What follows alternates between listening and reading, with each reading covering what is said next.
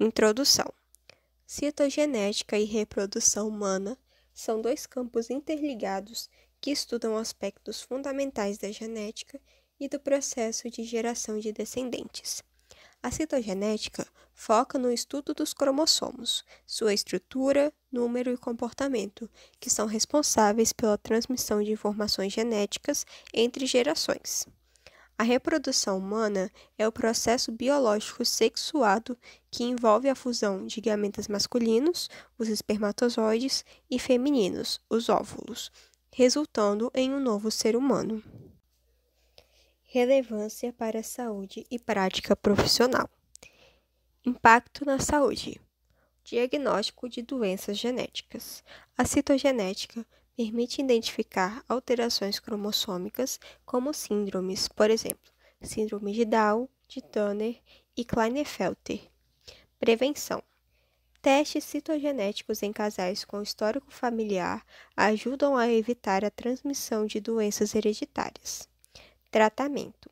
Intervenções em fertilizações assistidas podem ser planejadas com base em análises citogenéticas. Contribuição à saúde reprodutiva. Infertilidade. Identificação de causas genéticas ligadas à infertilidade masculina e feminina. Fertilização assistida. A citogenética auxilia na seleção de embriões viáveis e técnicas como a fertilização in vitro. Importância.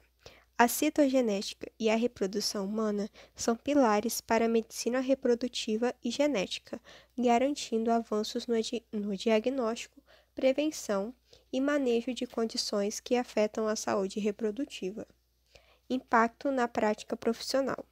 Profissionais da saúde, como biomédicos, médicos e geneticistas, utilizam conhecimentos desses campos para oferecer tratamentos personalizados e melhorar a qualidade de vida dos pacientes. A criptorquidia é uma condição em que um ou ambos os testículos não descem para o escroto, ficando retidos no abdômen ou canal inguinal. Essa condição pode interferir na fertilidade, já que a localização dos testículos fora da bolsa escrotal os expõe a uma temperatura mais alta do que o ideal para a espermatogênese. O tratamento pode ser feito com o uso de hormônios para estimular a descida dos testículos, o que é eficaz em casos mais leves. Também pode ser realizada uma cirurgia para reposicionamento dos testículos. Deve ser feita preferencialmente antes de 1 ano de idade. Para indivíduos com infertilidade persistente, é possível realizar a fertilização assistida.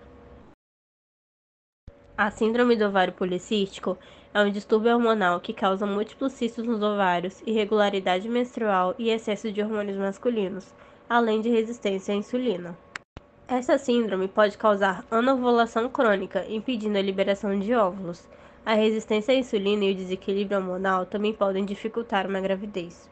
O tratamento pode ser realizado com medicamentos que induzam a ovulação e também com mudanças no estilo de vida, como alimentação saudável e exercícios físicos. Também pode ser realizada uma cirurgia em casos mais raros ou reprodução assistida.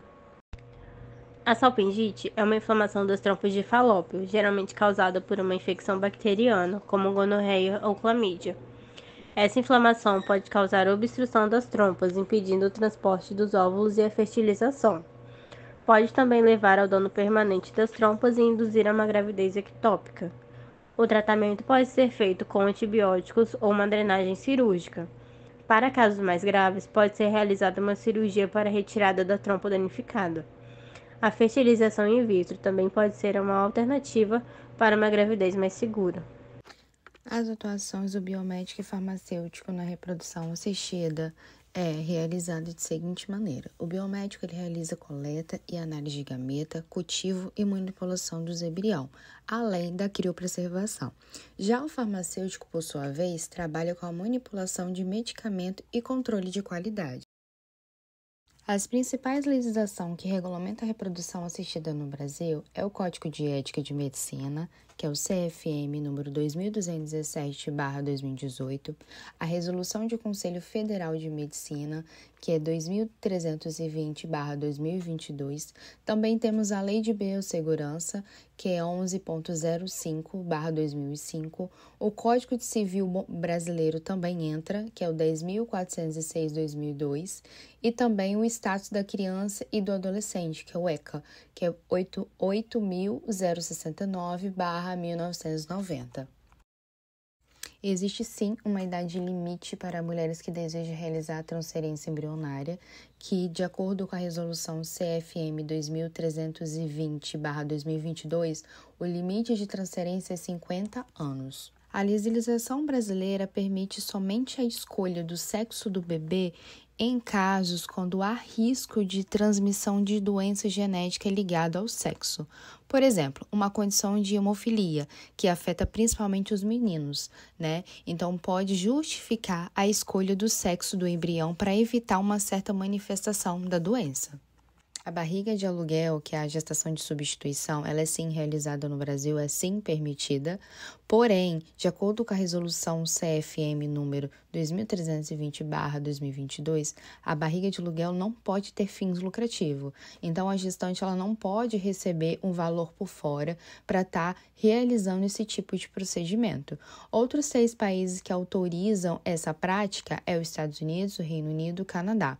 Os Estados Unidos já é sim permitido realizar o pagamento diretamente para a gestante. Então, nos Estados Unidos há sim um fins lucrativo para a realização desse procedimento.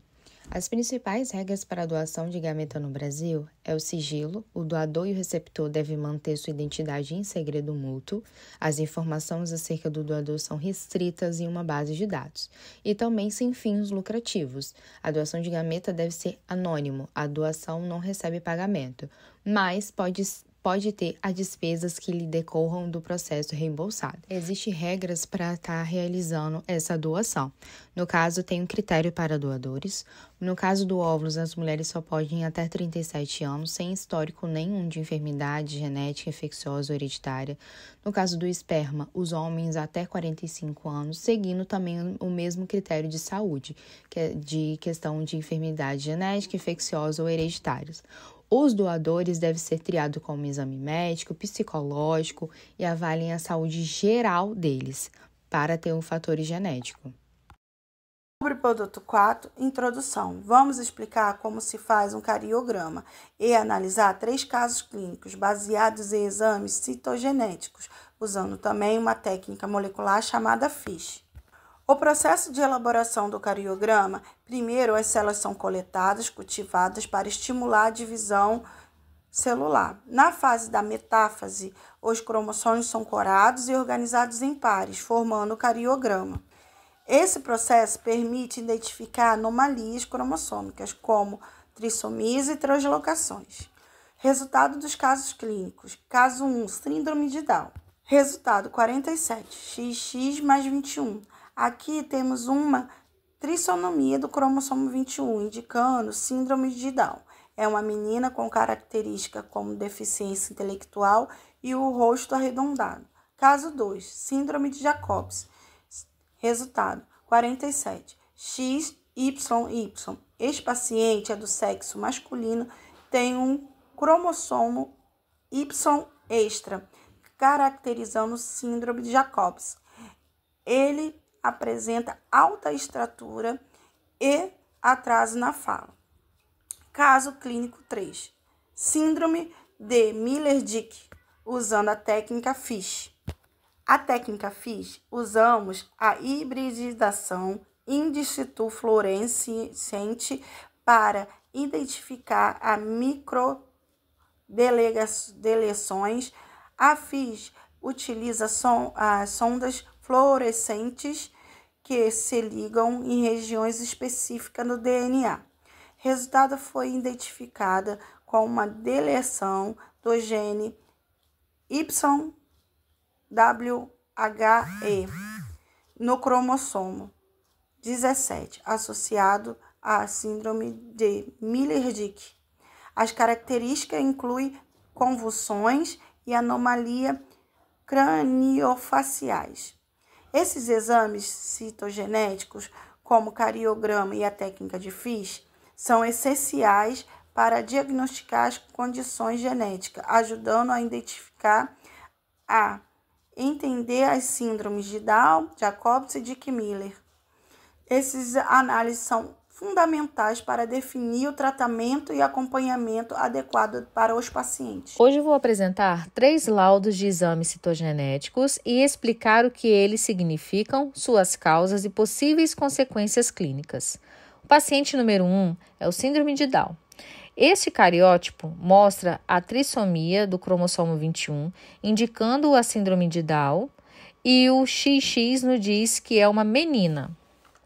Causa: a anomalia geralmente ocorre por um erro na separação dos cromossomos durante a formação dos gametas. Consequências: os sintomas incluem deficiência intelectual, características faciais específicas, problemas cardíacos e maior risco de infecções. No paciente 2, temos a translocação hibertsoniana. Aqui vemos uma translocação hibertsoniana, uma fusão entre os cromossomos 14 e 21, com um número total de 46 cromossomos.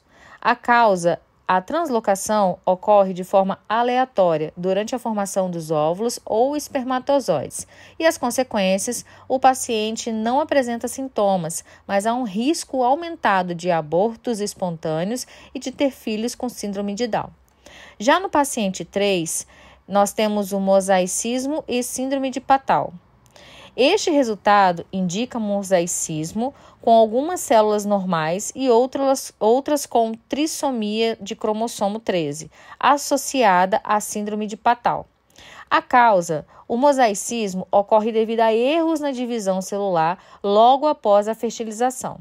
As consequências: a síndrome de Patau ela é grave, com efeitos cardíacos e cerebrais. A gravidade dos sintomas depende da proporção de células afetadas.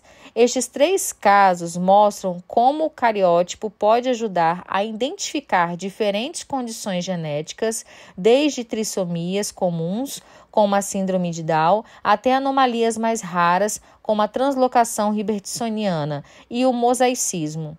Esses exames são fundamentais para diagnóstico e acompanhamento dessas condições, ajudando a planejar os cuidados necessários. Conclusão: a elaboração do seu produto foi essencial para aprofundar o conhecimento sobre o papel do biomédico e do farmacêutico em laboratório de reprodução humana assistida, especialmente no que se refere à influência das doenças genéticas na fertilidade.